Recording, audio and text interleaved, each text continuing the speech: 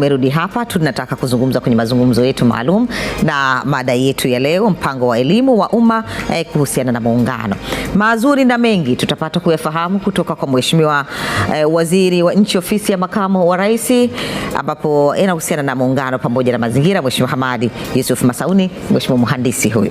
Na mengi utayafahamu kuhusiana na hii elimu hasa kwenye upande wa muungano. Mheshimiwa Masauni, karibu sana kwenye asubuhi. Nashukuru sana.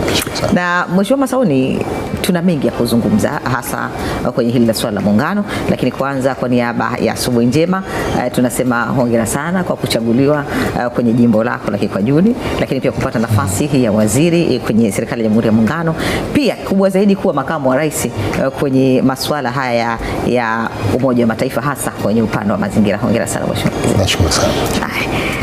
Sasa tunakuja kwenye mada yetu moja kwa moja, ambapo mtazamaji wa kawaida Mtanzania na Mzanzibari aelewe kuhusiana na elimu ya umma hasa kwenye upande wa muungano. Lakini mapema leo tumepata taarifa ya kuwa kuna kongamano la wahariri wa vyombo vya habari. Sasa sijui lengo la kongamano hili kwanza tulitazame lina maana gani na kwa nini lifanyike Zanzibar. Karibu sana. Nashukuru sana. Kwanza nishukuru ZBC kwa kuweza kunipatia fursa ya kuja kuzungumza na wananchi kupitia televisheni yetu hii. Asante. Ya ZBC. Na kimsingi leo tuna kongamano kweli linahusu elimu kwa umma kuhusu masuala ya muungano. Na kongamano hili ni sehemu ya mkakati kabambe ambayo Wizara ya Nchi Ofisi ya Makamu wa Rais, Muungano na Mazingira tumeuandaa utakaokuwa unahusisha mambo mengi.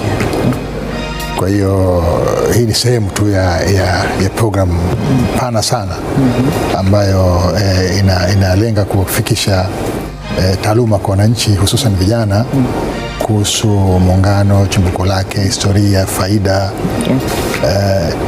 Na tumeona tukutane leo na waandishi wa habari na wahariri wa vyombo vya habari, kwa sababu tunaamini kabisa kwamba mpango wetu huu tutakapokuwa tunatekeleza, tunahitaji hata waliokuwa hawajahudhuria kwenye matukio mbalimbali ambayo tulikuwa tukiyafanya uweze kupata taarifa. Na pia tunaamini kabisa kwamba waandishi wa habari nyinyi ni watu muhimu sana katika kufikisha ujumbe kwa jamii. Kwa hiyo tuliona kwamba tuweke programu hiyo, na ndio maana leo tumefanya hivyo.